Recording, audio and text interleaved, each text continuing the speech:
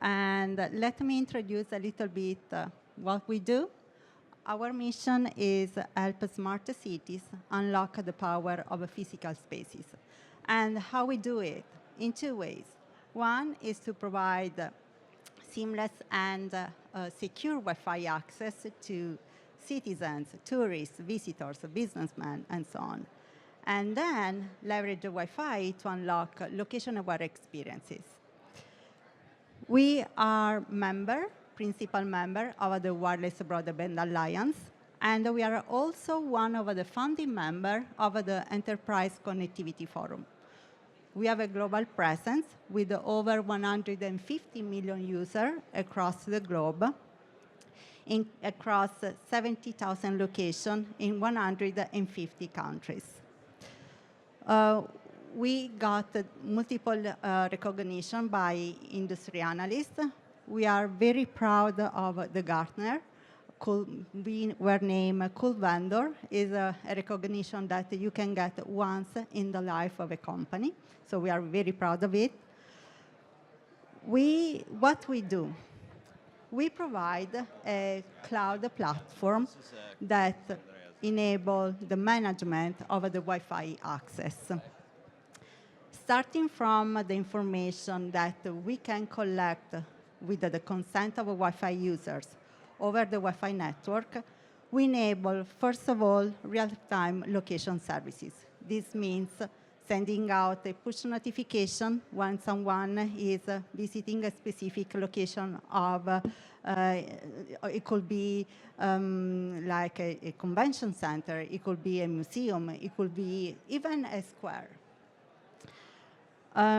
And also, leveraging the Wi-Fi network, we collect anonymous information, the location analytics, that can be used to make a more informed decision about, it could be how we can optimize this location, how we can improve the traffic in this location, and so on. We work across multiple vendors, so we are hardware independent. We can work with Cisco, HPE, Ruckus, and so on.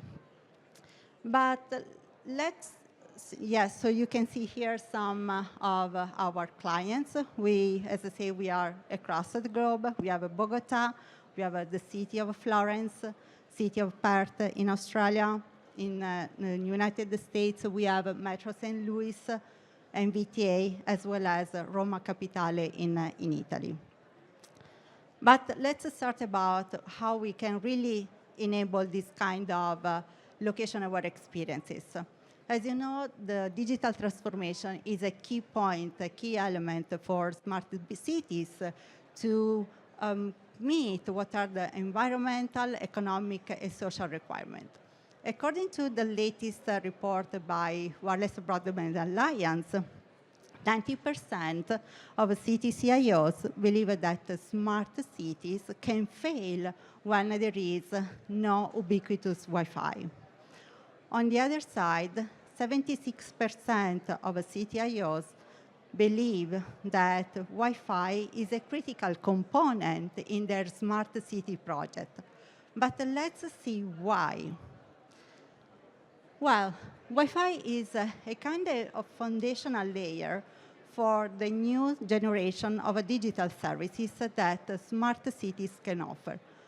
First of all is internet connectivity, but we will see is more than internet connectivity. On the other side is a way to enable services and experiences provided by third-party stakeholders. Let's see what internet connectivity means. You know, everyone is familiar with the public Wi-Fi, but so you log in, you access to the captive portal, and you go online. But in this case, we are talking about a new technology, Passpoint, wireless VBA open roaming, that enables a seamless, secure connectivity.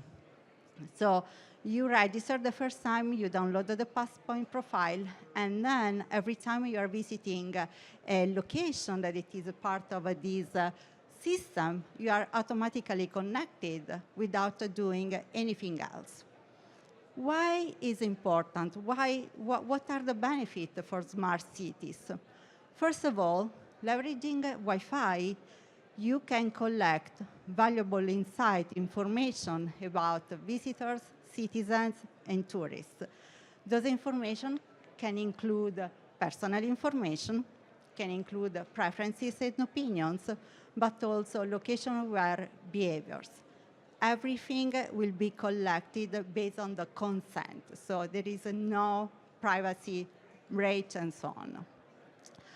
Those information then, above all the location-aware behaviors, can be used to trigger, to define location-aware experiences. If you have the mobile app, this means that you can customize the content and services of your mobile app based on the location that is visited in that specific moment by the tourists or the citizens. Or you can simply send out a message when someone is visiting a specific location. At the end, it is a way to, in some way, increase your city reputation. But obviously, you can also turn the Wi-Fi network from a cost into a revenue-generating asset in two ways. First of all, you can provide the services to businesses and public entities.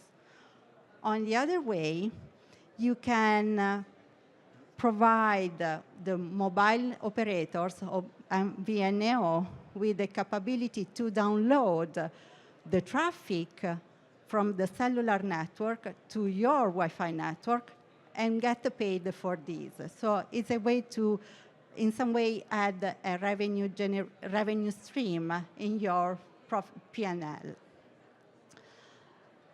Another way, as we said, is to enable third-party services. So you can create a marketplace that leverage your Wi-Fi infrastructure to provide the services to citizens, tourists by third party. In this case, it could be, for example, looking at the transportation hub, provide the location SDK in the mobile app of the transportation provider to enable new services, to enable like push notification, or even to enable citizens to buy a ticket when there is no cellular coverage or the cellular coverage is limited. As well as you can enable the city stakeholders to collect the information. And in this case, the benefit for smart cities is to build the kind of first marketplace of this kind of location-aware experiences, and in some way be paid for these capabilities. I have, I guess, one last slide for today. So here you can see a sample of this framework that can work. So starting from the transportation system, you can see here, providing your Wi-Fi network, providing this location SDK, piece of code that each transportation system can install, you can enable seamless location-aware experiences through the app. Then, for example, you can enable your municipal staff to deliver, to gain insight of the specific location of citizens and then deliver proper services based on that. Also, you could enable cultural institutions to promote some specific events, museum, exhibition, and so on. And finally, if you partner with the accommodation system, it could be hotel chain, it could be Airbnb, and so on, you could allow the tourists to navigate, to surf outside those hotels, so using your Wi-Fi network. And yeah, that's all for today. If you have any question, we have also a kiosk here. Can I ask one question? I know that before the CIO Boston was mentioning, or was it, I forgot if it was Boston or somewhere else, that the cities may not have the budget to use this. Yes. And then I remember you were talking and saying that there's a way to monetize actually for the city to monetize the infrastructure, what you provide in a public-private partnership way. Like, yeah. So how? there are three different ways to do that. One is leveraging the captive portal. So when there is the onboarding through the captive portal, you could have advertising from local entities. So in some way, you are forcing the Wi-Fi users to watch the video and then going online. So advertising media is one. The second one is in some way offer Wi-Fi services to local businesses and get paid for that. The third one is making agreement with the mobile operator like AT&T or T-Mobile and so on. So enable them to download their traffic, internet traffic, in the Wi-Fi network. But this can be developed for a municipality too. Like Yes, they connect to the, let's say, to the link NYC, and then you get this, because you have the captive. Yeah. I don't know if the captive is that a little bit of that annoying thing that you have to do when you go to an airport and you have to click, but it actually makes it way more secure, right? So that's the way that can be done. The first one, yes. Any question from the public? I have another one then. Cultural institutions. I know that I'm not sure if it's Brooklyn or New York, but that Botanical Garden are one of your customers.